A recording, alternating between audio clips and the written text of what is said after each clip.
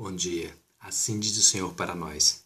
Mateus capítulo 28, versículo 19 e 20. Disse Jesus: Portanto, ide, fazei discípulos de todas as nações, batizando-os em nome do Pai, do Filho e do Espírito Santo, ensinando-os a guardar todas as coisas que eu vos tenho mandado. E eis que estou convosco todos os dias, até a consumação dos séculos. Amém. Mateus capítulo 28, versículo 19 e 20.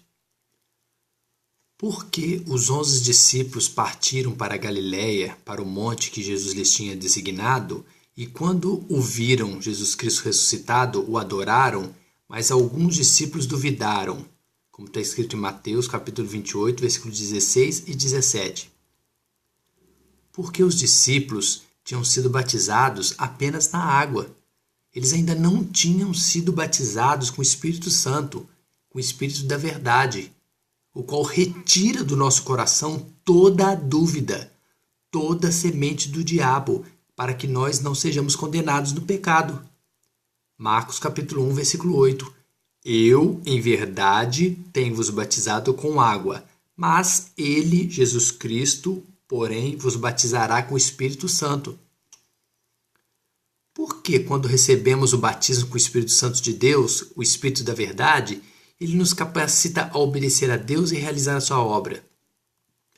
Porque somente a realização da promessa do poder de Deus pode nos revestir, nos transformar em uma nova criatura, para sermos capazes de realizar novas obras em seu nome.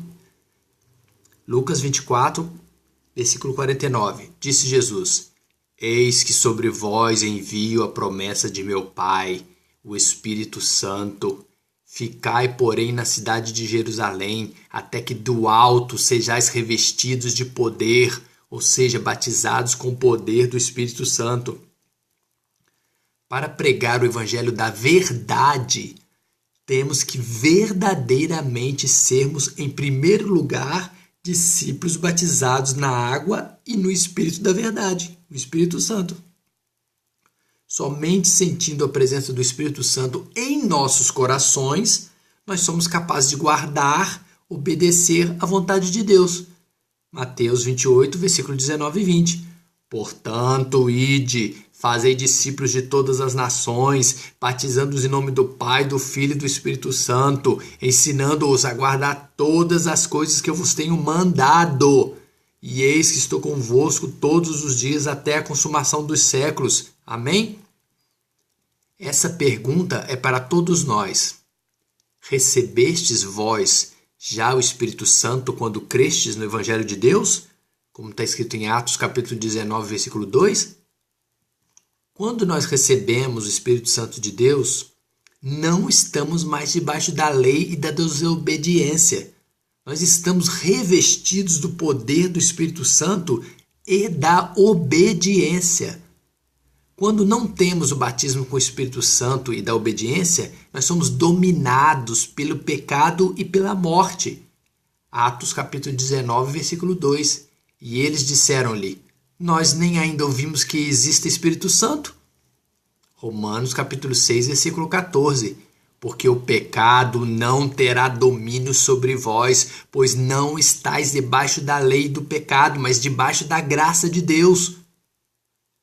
Somente a graça, a promessa de Deus, o Espírito Santo nos capacita a obedecer de coração a sua doutrina. Romanos capítulo 6, versículo 17. Mas a graça de Deus, que tendo sido servos do pecado, obedecesse de coração a forma de doutrina que fostes entregues ao Evangelho de Deus. O que acontece quando as pessoas religiosas presenciam o poder de Deus e não têm o batismo com o Espírito Santo? O poder de Deus, quando é presenciado por aqueles que não têm o seu Espírito Santo, os deixa confusos, assombrados, eles ficam como mortos, pois não gera neles a capacidade de obedecer a Deus. Eles continuam mortos em seus pecados e em sua desobediência. Mateus capítulo 28, versículo 2. Eis que houvera um grande terremoto, porque um anjo do Senhor descendo do céu, chegou removendo a pedra da porta da sepultura onde estava Jesus e sentou-se sobre ela. Mateus 28, versículo 4. E os guardas, com medo dele e do anjo, ficaram muito assombrados e como mortos.